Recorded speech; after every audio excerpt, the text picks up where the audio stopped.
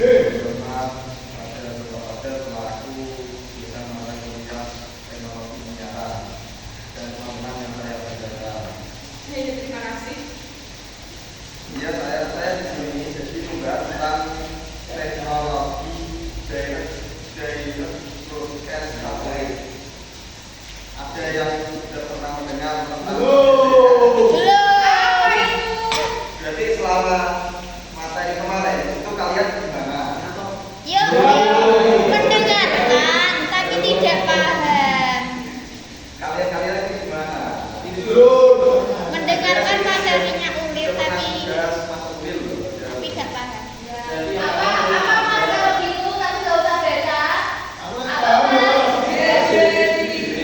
Jadi GPS itu sinonnya itu adalah cara kerja TV itu langsung ke satelit dan langsung ke rumah-rumah gitu. Terus sebenarnya begitu. TV satelit ke rumah-rumah. Iya. TV satelit terus Untuk stasiun televisi diangkat ke satelit terus ke rumah-rumah. Kalau ingat-ingat ya. Jadi pembahasan pertama yaitu kelebihan dan kekurangan satelit tadi, GPS tadi. Siaran langsung yang menggunakan satelit atau direct broadcast by satelit adalah salah satu aktivitas manusia dalam teknologi luar angkasa, khususnya dalam teknologi dan komunikasi. Teknologi ini dirancang agar masyarakat luas dapat menikmati siaran secara langsung dari satelit, lokasi papan atau gambar suara. Dan untuk kelebihan GPS ini, sistem GPS ini adalah yang pertama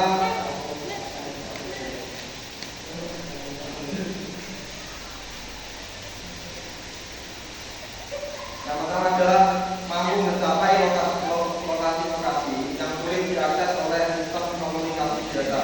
Jadi kan di bumi ini tidak hanya ada kota, ada juga desa-desa yang terpencil juga. Jadi dan desa-desa yang terpencil itu juga butuh informasi. Dan salah satunya itu GPS ini bisa menjadikan solusi untuk masalah itu. Dan kemudian selanjutnya adalah daya yang dibutuhkan untuk antena penerima parabola ini tergolong rendah, sehingga antena parabola dengan ukuran yang kecil dapat digunakan. Jadi GPS ini menggunakan penerima atau receiver dengan tangkap yang kecil, berbeda dengan para antena pada zaman dulu. Kan kalau antena zaman dulu itu yang tinggi dan berat besar. Kalau pakai GPS ini menggunakan sistem yang simpel. Kelebihan selanjutnya itu sistem GPS bisa memerlukan register melalui saluran transmisi sumber seperti pengantar darat atau jaringan kabel. Kalau selain GPS itu menggunakan repeater ini adalah yang dari stasiun terus turun dimasukkan ke stasiun daerah dan dari stasiun daerah itu berdistribusikan. Nah, kalau GPS ini tidak memerlukan stasiun daerah tersebut. Jadi langsung ke rumah-rumah. Kelebihan selanjutnya adalah teknologi GPS dapat menghindari masalah spillover karena bisa membatasi area jangkauan. Spillover di sini adalah pemberan sinyal. Jadi sinyalnya tidak sampai ke negara-negara lain. Dengan menerapkan sistem GPS, penyediaan siaran televisi dengan definisi tinggi atau SDC menjadi penting karena mempunyai lebar pita yang besar. Kelebihan yang selanjutnya, biaya untuk sistem penerima GPS masih lebih ekonomis dibandingkan dengan CPRO.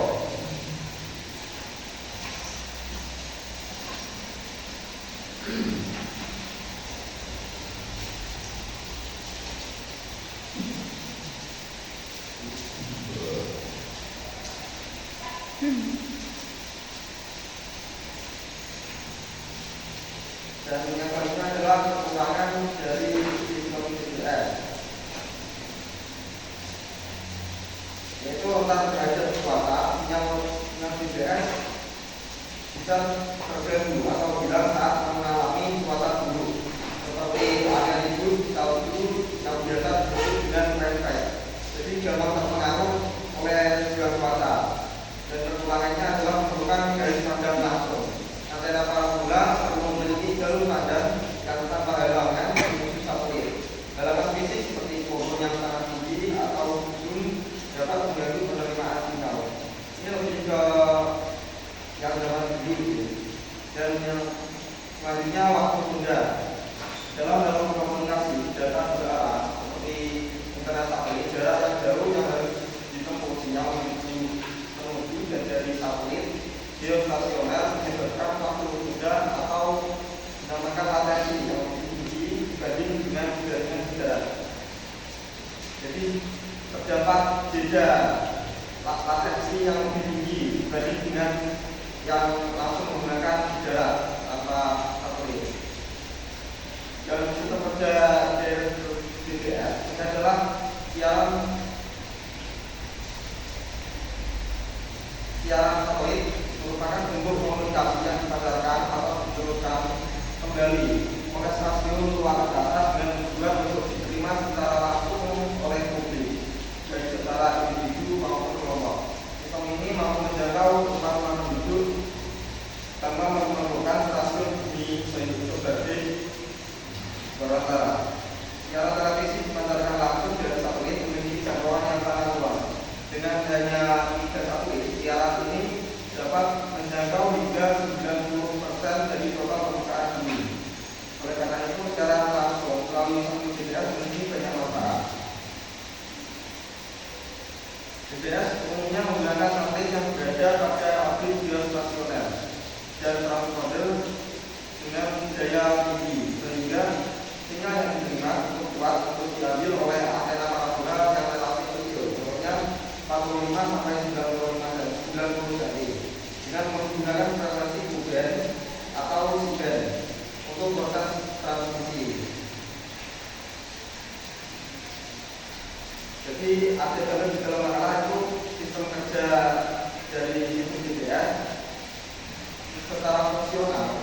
Dasar dari sistem DBS dimulai dengan konten atau program televisi yang juga di dalam studio televisi, kemudian dikirimkan ke stasiun uplink atau stasiun bumi. Di stasiun uplink sinyal diubah, diperkuat, lalu dipancarkan langsung ke satelit menggunakan frekuensi tertentu. Satelit tersebut menerima sinyal tersebut, memperkuat dan memprosesnya melalui transponder dan kemudian menyangkanya kembali atau downlink ke area yang disetujui. Di sisi pelanggan, parabola dan LSD menerima downlink sinyal yang masih berada dalam bentuk frekuensi dialihkan ke receiver atau ke cover, dikode, di-decode dan diproses menjadi gambar serta suara di televisi. Nah, selanjutnya adalah penjelasan tentang perkembangan dan pemanfaatan internet di Indonesia. Jadi internet kan dimulai dari apartemen ya, kalau di dalam dunia, dan maksudnya jaringan internet di tanah air dimulai pada tahun 88. Itu menjadi protokol IP, protokol internet atau IP yang pertama kali terdaftar oleh Universitas Indonesia pada tanggal 24 Juni 1988. Dan pada tahun 94 Unet yang dipimpin oleh Sanjaya mulai beroperasi. Unet dikenal sebagai penyedia layanan internet komersial pertama di Indonesia. Jadi kayak kartu-kartu itu, hotel dan yang paling pertama itu Unet ini. Dan pada tahun 95 pemerintah Indonesia melalui Departemen Pos dan Telekomunikasi memberikan izin kepada ISP, yaitu Unet yang dibikin oleh Sanjaya, Sapet yang dibikin oleh DRN.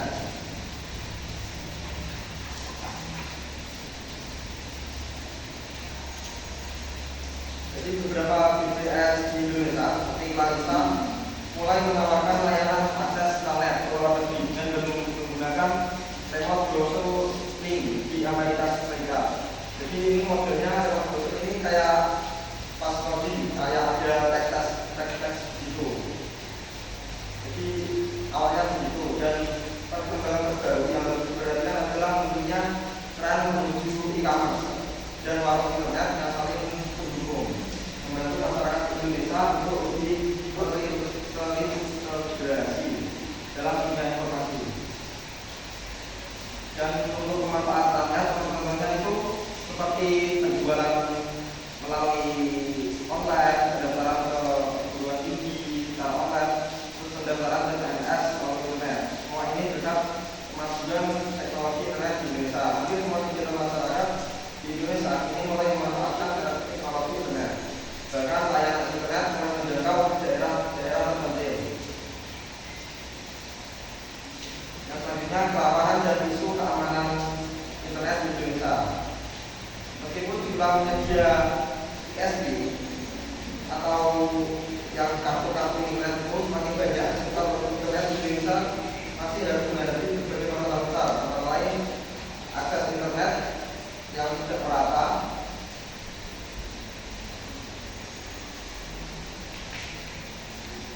dengan hanya 9% warga Indonesia yang bisa mengakses internet. Ini data yang dulu, dan sebagian orang masih bergantung pada jaringan seluler. Dan kerawanannya yaitu persaingan antar ISP yang tidak sehat.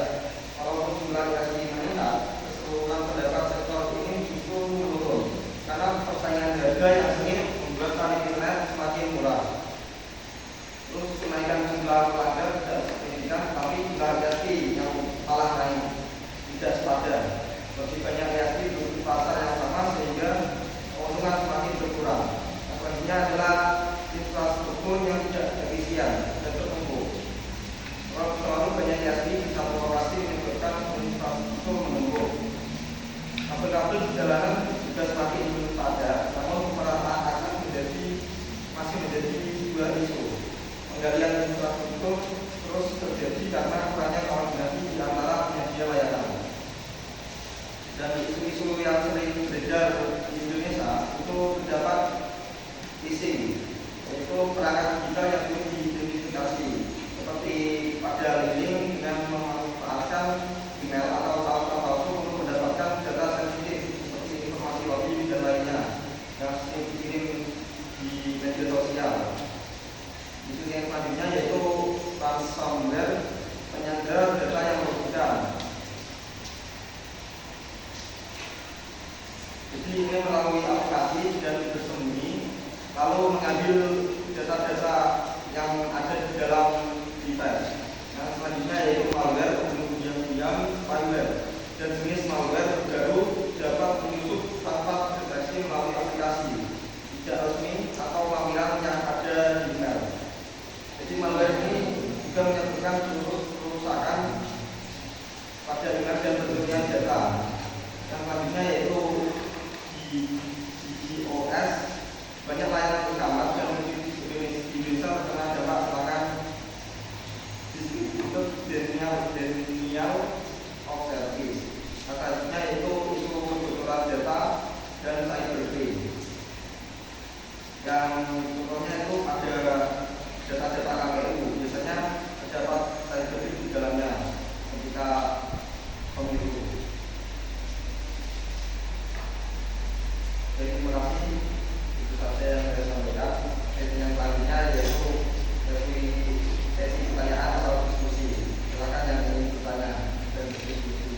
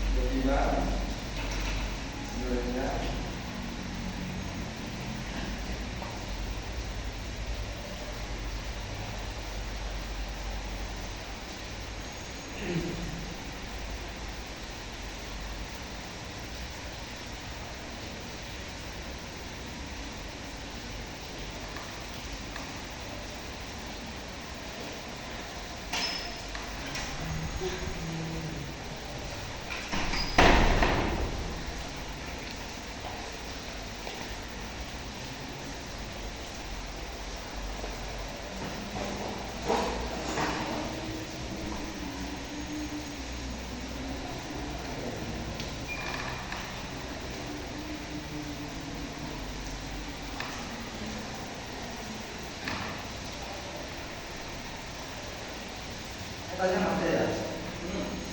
Enggak. Mas Sohib, saya nanti ini dan setelah itu juga. Ini bertanya.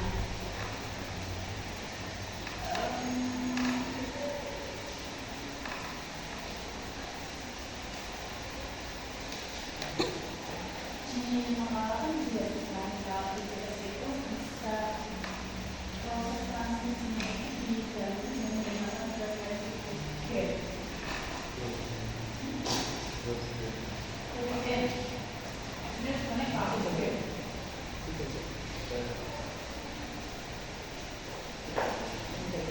Nah, ini yang saya Apa Mbak Vina? frekuensi itu apa?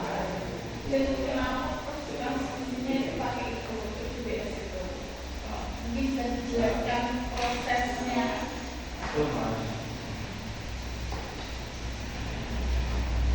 Iya, ada lagi biasanya untuk juga. Tak ada lagi. Iya, silakan. Nambah Pak. Kayak 5 sih kita.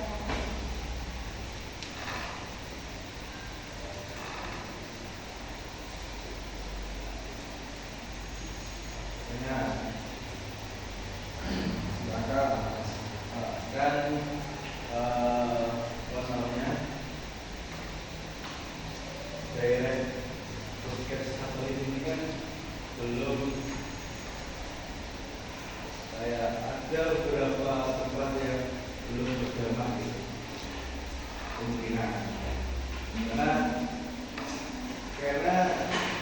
apa namanya Indonesia ini kan negara kepulauan. Jadi banyak di luar sana pulau-pulau yang tidak terjamah oleh GPS ini, walaupun transmisinya relatif broadband yang dikatakan rekomendasi atau broadband. Jadi Apa itu? loh, iya ini tulis loh, broadband.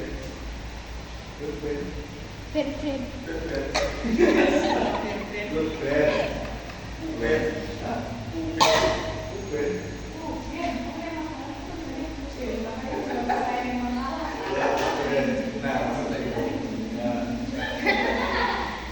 Nah, pertanyaannya, jika Anda sebagai pemerintahan, profesi pemerintahan, untuk mengalokasikan dananya itu pemilihan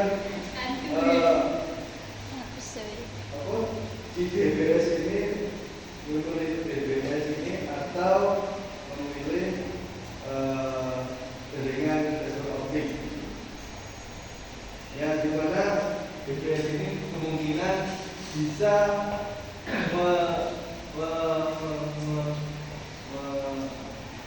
menyeluruh seluruh kepulauan Indonesia. Tetapi banyak masalah persoalan latency daripada fiber optik yang cepat, latensi gitu. Pertanyaannya memilih membesarkan DBS atau fiber optik yang dimana fiber optik lebih kencang, namun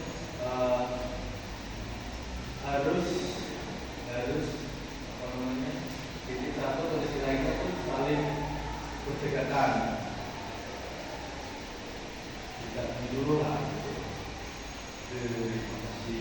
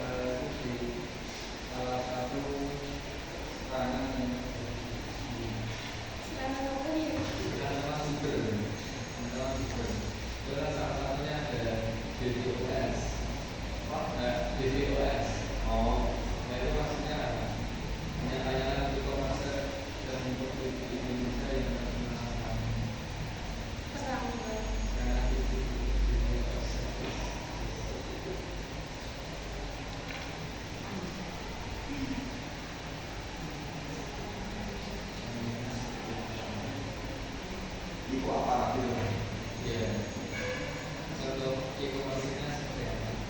E-commerce kan nggak beli online semua.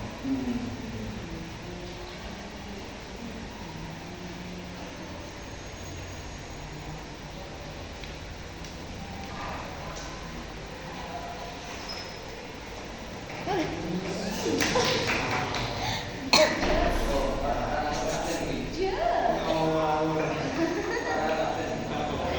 ini mau bilang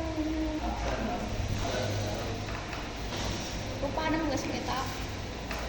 Jadi menjawab pertanyaan dari Mbak Rima. Frekuensi apa DBS itu menggunakan Uben gitu ya. Dan Uben itu apa? Nah, di dalam apa satelit pada zaman dulu kan ya sampai sekarang itu kan masih menggunakan frekuensi gitu kan.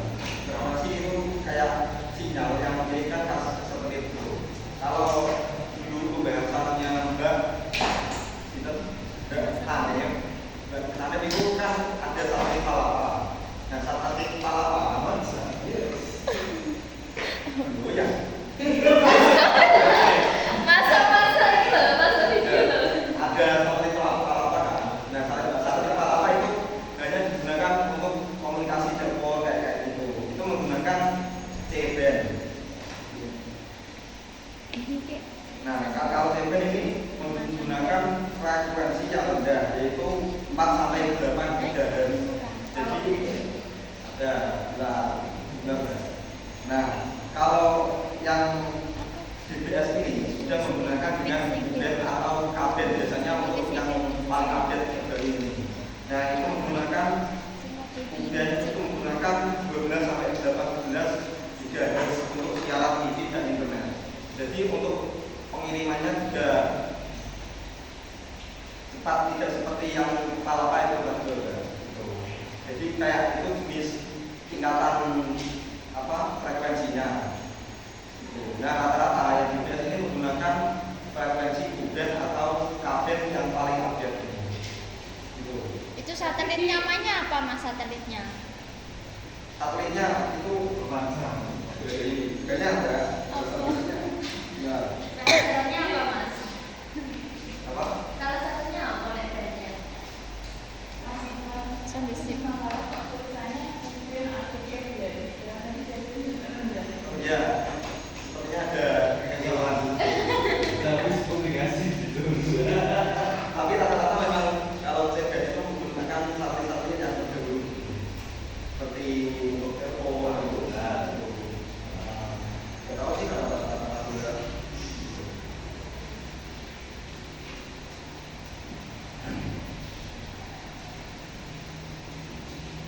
Itu model berapa itu? Gimana? Modelnya berapa? 12 sampai 12 GHz.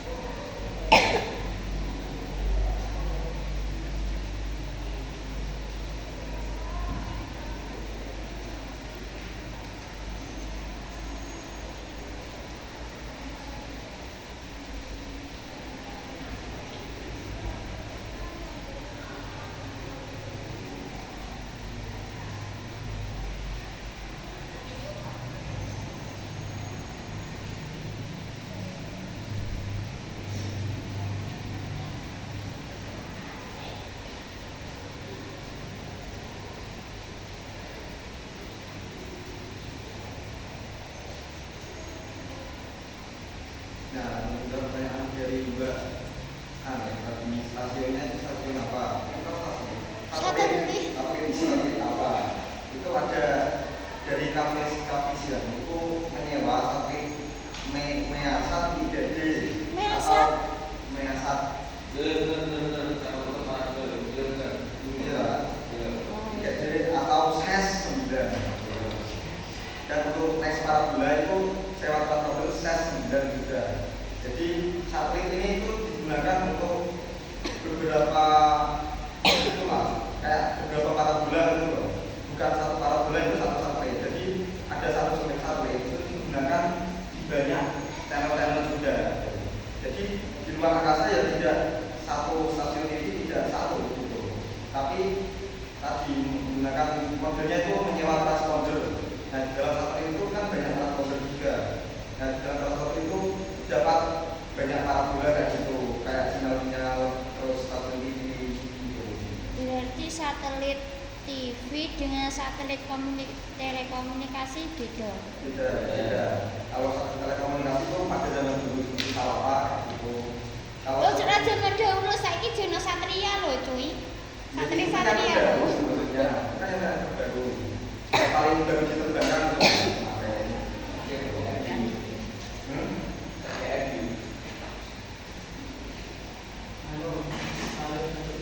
itu itu dari sekarang ini.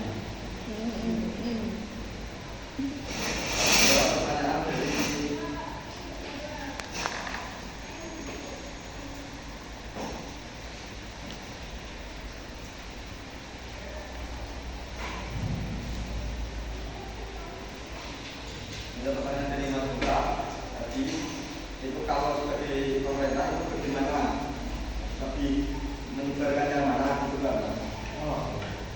Kalau menurut saya tetap menggunakan DPR karena itu menggunakan sistem mitigasi dan juga tidak terlalu banyak apa ya, tidak terlalu banyak alat juga yang menggunakan DPR dan jadi kan tidak bisa lebih menjangkau di daerah-daerah terpencil gitu kan juga itu menurut saya. Gimana? Iya, dananya besar. Tapi kalau dibandingkan dengan fiber optik tadi, itu malah jauh lebih besar perseorangannya maksudnya. Perseorangannya itu membutuhkan dana yang besar untuk mendapatkan hal itu. Gimana? Kita dapat income dari mana? 16 tahun. Ya kan, kita dapat income dari penerimaan layanan teknologi gitu kan.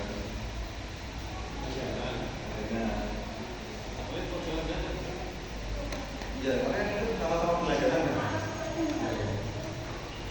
Jadi di sistem BPS itu juga ada yang gratis, ada yang pelajaran gitu. Kalau sistem BPS yang gratis itu ya tidak semua channel itu masuk. Tapi ketika menggunakan BPS terus pas minta ingin berlangganan itu juga bisa dapat itu dengan tambahan channel tambahan seperti channel juga memenuhi itu ya. Ini modelnya sama cuman lebih kuat juga. Itu kalau sebagai pemerintah.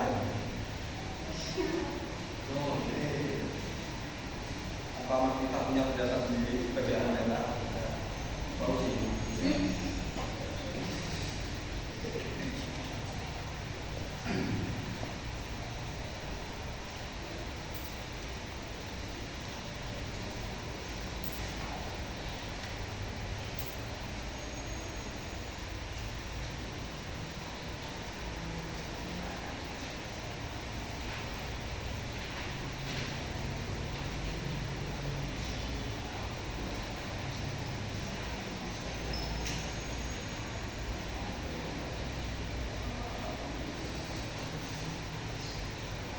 Ini adalah pertanyaan dari Mas Taufik.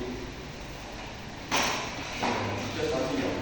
Nah, sudah ini sudah termasuk sebuah serangan internet. Jadi modelnya itu kayak untuk menghentikan akses website itu atau aplikasi itu. Jadi ada sebuah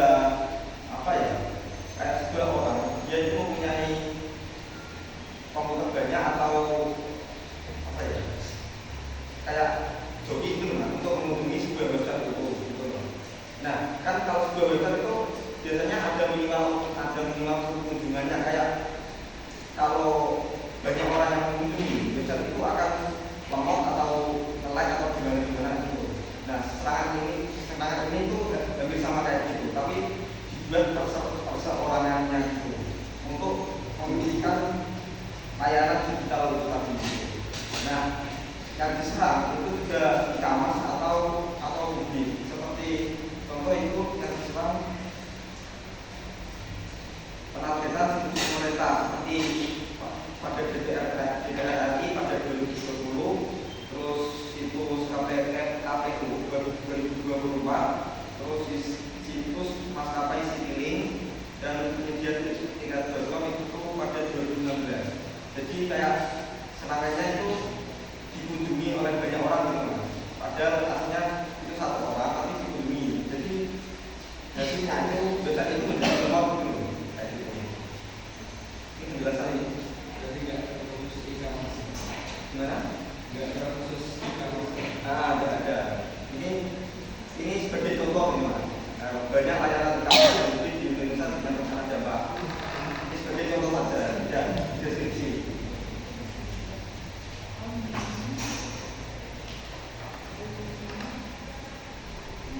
Artinya sudah banyak nih yang jurusan terkena kayak gitu.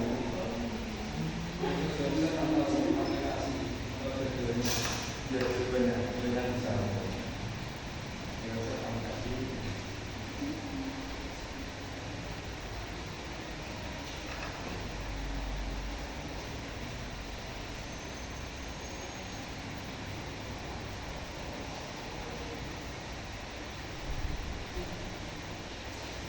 Jadi kan menjadikan lumpuh aplikasi tadi ya, dan tidak bisa beroperasi lagi.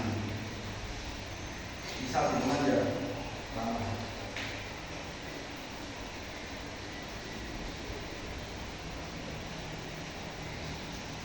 Itu masih untuk yang lainnya dan ditanyakan lagi.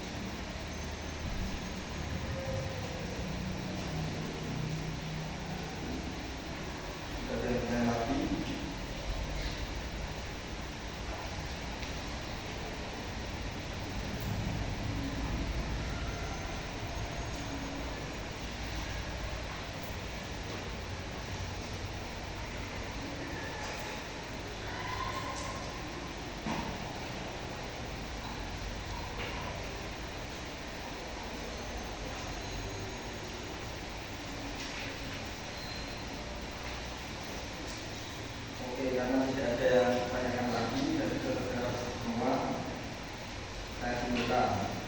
BTS adalah sebuah teknologi penyiaran yang menawarkan efisiensi yang tinggi dalam distribusinya. Teknologi ini memiliki berbagai keuntungan seperti jangkauan yang sangat luas, penggunaan daya yang rendah pada antena penerima dan kemampuan untuk melayani secara berkualitas. Di sisi lain, pengembangan internet di Indonesia juga menunjukkan perubahan yang besar dalam cara mengakses informasi, berkomunikasi, melakukan kegiatan digital. Pertumbuhan internet tidak hanya membuka peluang baru dalam berbagai sektor, tetapi juga menghadirkan tantangan yang perlu ditangani dengan serius. Terima kasih.